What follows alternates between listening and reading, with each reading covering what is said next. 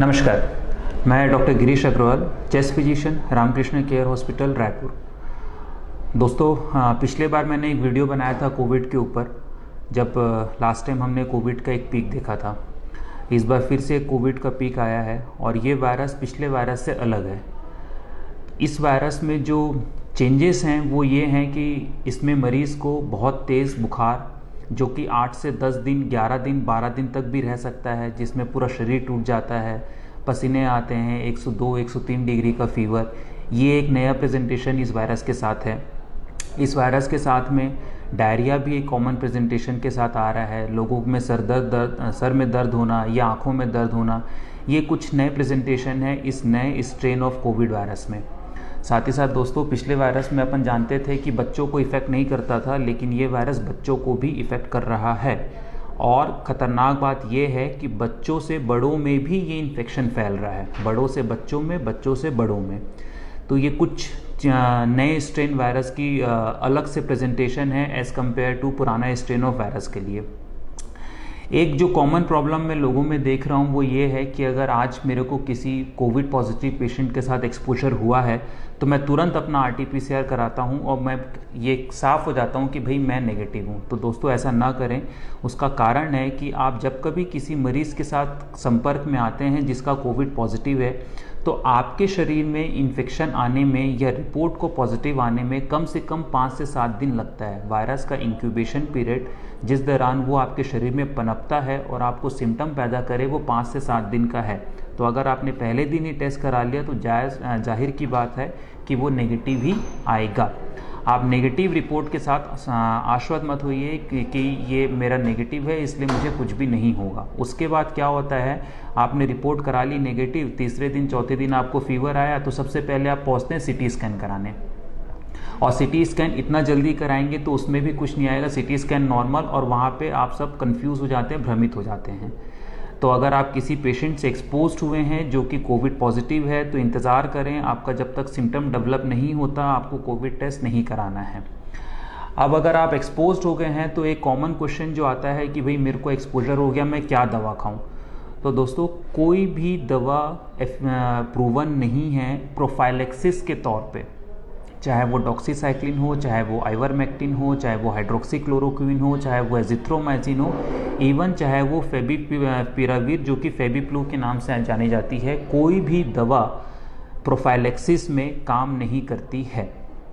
एक बार जब आपको सिम्टम्स आ गया, कोविड RT-PCR आपकी रिपोर्ट पॉजिटिव आ गई, उसके बाद इमीडिएटली मरीज़ ये करते हैं कि अपने सारे ब्लड टेस्ट कराते हैं और CT स्कैन कराते हैं।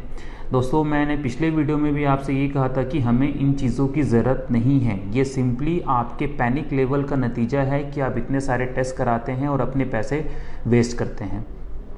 इस वायरस में जैसे कि मैंने बताया है कि फीवर 10 से 12 दिन तक रहता है और काफ़ी हाई ग्रेड फीवर रहता है। तो हो क्या रहा है, जिन मरीज़ों को वायरस इन्फेक्शन हो रहा है वो फीवर नहीं टूटता बोलने से 5वें दिन, 6वें दिन, 7वें दिन या तो आके भर्ती हो जा रहे हैं या अपना CT स्कैन करा रहे हैं। मैं एक बात ये बोलना चाहूँगा कि अगर मरीज़ को परेशानी चल रही है, 6 दिन, 7 दिन, 8 दिन हो गए हैं, अगर उस समय मरीज़ CT स्कैन करा रहा है तो नॉर्मल CT स्कैन सरप्राइज़ होगा। मैं नहीं उम्मीद करता कि 7वें दिन, 8वें दिन किसी पेशेंट का CT स्कैन नॉर्मल आएगा, उसमें निमोनिया ज़रूर आएगा। लेकिन निमोनिया अगर आपका पहला CT स्कैन में स्कोर आपका 5 था, बाद के CT स्कैन में बढ़ के वो 10, 12 या 15 हुआ है, तो वो आपका भर्ती का क्राइटेरिया नहीं है। कोविड इन्फेक्शन में भर्ती तभी होना है जब आपका ऑक्सीजन का लेवल 90 के नीचे जाए। और कुछ एक ग्रुप ऑफ पेशेंट्स हैं जो high risk group of patient है, जैसे कि प्रेगनेंसी है, बच्चे हैं, या जिसको ट्रांसप्लांट हुआ है, या जो लंबी समय से लंबी बीमारियों से जूझ रहे हैं, या जिनकी उम्र 60 के ऊपर है। ऐसे मरीजों में 94% को हम बेसलाइन मानते हैं कि अगर 94% से नीचे ऑक्सीजन जा रहा है तो ही भर्ती होना है। अदरवाइज नॉर्मल मरीजों के लिए 90% के नीचे भर्ती होने की आवश्यकता नहीं है। होता क्या है कि आपने CT स्कैन कराया, पहले आपका CT स्कैन में सीवियरिटी स्कोर 3 था, बाद में बढ़ के 10 हो गया, तो आपको कोई सलाह दे देता है कि आपका CT स्कैन में निमोनिया फैल रहा है, आप जाके भर्ती हो जाओ। मैं आपसे ये कहना चाहूँगा कि CT स्कैन में कितनी सीवियरिटी स्कोर आ रहा है इससे कोई फ़र्क नहीं पड़ता। इलाज दोस्तों मरीज़ का होता है, रिपोर्ट्स का नहीं होता है। जब तक आपका ऑक्सीजन लेवल 90 के नीचे नहीं है, आप किसी भी प्रकार के कोविड की सीवियरिटी स्केल में नहीं बैठते हैं। आपको माइल्ड सिम्टम की ही कैटेगरी में रखा जाएगा अगर आपका ऑक्सीजन का लेवल नॉर्मल है तो। अब जब मरीज़ भर्ती हो रहा है तो वो ये सोच के भर्ती होते हैं कि मैं जाऊंगा, मुझे रेमडेसिविर का इंजेक्शन लगेगा और मैं ठीक हो जाऊंगा। ये बिल्कुल भी सही बात नहीं है। सोचो, अगर ये बात सही होती तो जिस भी मरीज़ को कोविड का इन्फेक्शन हो रहा है उसे पूरा विश्व पहले दिन भर्ती करता, 5 दिन तक रेमडेसिविर का इंजेक्शन लगाता और उसे भेज देता कि आप जाओ, अब आपको कोविड से कोई खतरा नहीं है। लेकिन ऐसा सीन नहीं है। रेमडेसिविर का इंजेक्शन लगने के बावजूद मरीज़ की कंडीशन ख़राब होती है, क्योंकि एकमात्र दवा रेमडेसिविर ही है जो कोविड के अगेंस्ट जिसका एक्शन, रोल या इफ़ेक्टिवनेस देखा गया है, लेकिन उतनी इफ़ेक्टिव नहीं है कि ये बीमारी को बढ़ने से रोक सके। इसीलिए जो विश्व स्वास्थ्य संगठन है या पूरे विश्व की जो संस्थान हैं, उन्होंने ये बोला है कि रेमडेसिविर का इंजेक्शन तभी लगाना है जब ऑक्सीजन का लेवल 90 के नीचे जाए। उसके पहले इसको लगाने का कोई फ़ायदा नहीं है। दूसरा एक बात मैं आपसे बोलना चाहूँगा, स्टेरॉयड। बहुत सारे ऐसे पेशेंट्स आ रहे हैं जिनको सिम्टम को 3 दिन 4 दिन हुए हों और वो डेक्सोना, ओमनाकोटिल, वाइसोलोन, जिस भी नाम का स्टेरॉयड, डेफकॉट, जिस भी नाम का स्टेरॉयड मार्केट में है, उनको किसी ने बोल दिया है या वो व्हाट्सएप से अपना प्रिस्क्रिप्शन लेके खुद खा रहे हैं। सिम्टम्स जिस दिन से आना शुरू हुआ उस दिन से आप 1 हफ्ता काउंट कीजिए। उस पहले हफ्ते में आपको स्टेरॉयड नहीं खाना है। अगर आप उस पहले हफ्ते में स्टेरॉयड खाते हैं तो वो आपके शरीर में वायरस के लिए एक फर्टाइल ग्राउंड बनाता है और वायरस और जल्दी तेज़ी से उसमें पैदा होने लगता है। तो शुरुआती 1 हफ्ते में स्टेरॉयड का कोई रोल नहीं है। प्लीज़ स्टेरॉयड मत खाइए। ऐसे मरीज़ जो कि घर पे हैं, जिनका इलाज घर पे चल रहा है, उनको किसी भी प्रकार के ब्लड थिनर या खून को पतला करने की दवाओं की ज़रूरत नहीं है।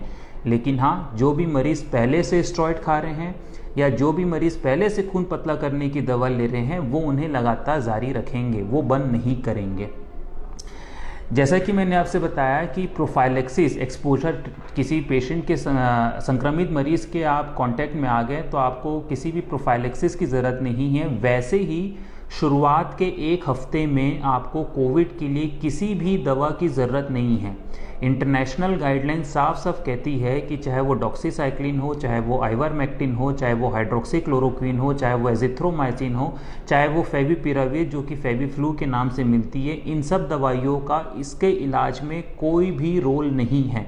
आप इसे अगर अपनी सिर्फ कॉन्फिडेंस, सेल्फ कॉन्फिडेंस के लिए, फॉल्स सेल्फ कॉन्फिडेंस के लिए खा रहे हैं कि अरे क्या खा लेते हैं, कोई फ़र्क नहीं पड़ता, तो आप वो जारी रख सकते हैं। लेकिन ये खा के ये मत सोचिए कि मैं इससे ठीक हो जाऊंगा या मेरी बीमारी इससे आगे नहीं बढ़ेगी। रेमडेसिविर भी अगर आप लगवाते हैं, जब तक आपका ऑक्सीजन का लेवल कम नहीं हो रहा है, तो आप बिल्कुल मत सोचिए कि रेमडेसिविर लगवाने से मैं ठीक हो जाऊंगा या मेरी बीमारी आगे नहीं बढ़ेगी। रेमडेसिविर के बारे में एक बात और मैं बोलना चाहूँगा, जितने लोग रेमडेसिविर लगवा रहे हैं जिनको ज़रूरत नहीं है, वो कृपया इस बात को ध्यान से सुनिए कि रेमडेसिविर का स्टॉक छत्तीसगढ़ में पिछले 1 हफ्ते में 2 से 3 बार शॉर्ट हुआ है। अब आप ये सोचिए कि जिसको ज़रूरत नहीं है, अगर वो अपनी ज़िद पे रेमडेसिविर का इंजेक्शन लगवा रहा है, तो जो ज़रूरतमंद व्यक्ति है उसके लिए दवा कम पड़ रही है। मेरी आपसे हाथ जोड़ के विनती है कि अपना इलाज खुद ना करवाएं या अपने डॉक्टर के ऊपर प्रेशर मत डालिए कि मुझे ये इंजेक्शन लगवा दीजिए। चौथी चीज़ इसके बाद जो मैं आपसे बोलना चाहूँगा वो ये है कि एंटीबॉडी, लोग एंटीबॉडी टेस्ट इसलिए करा रहे हैं कि मेरा एंटीबॉडी अगर पॉजिटिव है तो मुझे कोविड नहीं हो सकता। ये भ्रम है। एंटीबॉडी किसके शरीर में कितने दिन तक रहेगी, क्या एंटीबॉडी वाकई आपको कोविड से बचाव करती है, इसके ऊपर बहुत बड़ा सवाल है। वैक्सीन लगवाने के बाद, 2 शॉट ऑफ वैक्सीन लगने के बाद भी अगर आपके शरीर में एंटीबॉडी की मात्रा अच्छी खासी है, उसके बाद भी आपको इन्फेक्शन हो सकता है। कई मरीज़ ऐसे भी हैं जिनको 2 शॉट ऑफ वैक्सीन लगाने के बाद भी एंटीबॉडी नहीं बन रही है। तो एंटीबॉडी के चक्कर में ना पड़ें। हमारे शरीर में 2 अलग अलग प्रकार की प्रतिरोधक क्षमता होती है। एंटीबॉडी जो हम नाप सकते हैं उससे आप नहीं बचेंगे। एंटीबॉडी आपके लिए सिर्फ एक फॉल्स मार्कर है। मैं इससे पहले कि अपनी बात पूरी करूं, मैं एक बात ज़रूर बोलना चाहूँगा कि कोविड में सिर्फ और सिर्फ एक ही नंबर का इम्पॉर्टेंस है और वो नंबर है आपका ऑक्सीजन का लेवल। आपकी सिटी स्कैन का सिवियरिटी स्कोर इंपॉर्टेंट नहीं है, इलाज मरीज का होता है, रिपोर्टों का नहीं होता है। वैक्सीन के लिए मैं बोलना चाहूँगा, आपको वैक्सीन लगाना है। ये मत सोचिए कि वैक्सीन आपको कोविड के इन्फेक्शन से बचाने में मदद करेगी या नहीं करेगी, या इस पे इतने सारे भ्रांतियां हैं, भ्रम है। वैक्सीन ज़रूर लगवाना है, मास्क ज़रूर पहनना है, फिजिकल डिस्टेंसिंग ज़रूर फॉलो करना है। एक बात और दोस्तों, कोविड का मरीज जिसको कोविड का इन्फेक्शन हो रहा है वो बहुत ज़्यादा डरा हुआ है, लेकिन जब तक उसको कोविड का इन्फेक्शन नहीं हुआ है तब तक उसके लिए कोविड नाम की कोई चीज़ अस्तित्व में ही नहीं है। ऐसा मत कीजिए प्लीज़, मेरी हाथ जोड़ से आपसे रिक्वेस्ट है। हमारे शहर में मरीजों के लिए बेड नहीं है, सारे बेड फुल हो चुके हैं और ये स्थिति अभी ऐसी भयावह स्थिति बनी रहेगी। तो आप कोविड होने से पहले डरिए, जब कोविड हो गया तो आप अपने डॉक्टर को अपने आप को सौंप दीजिए। Thank you.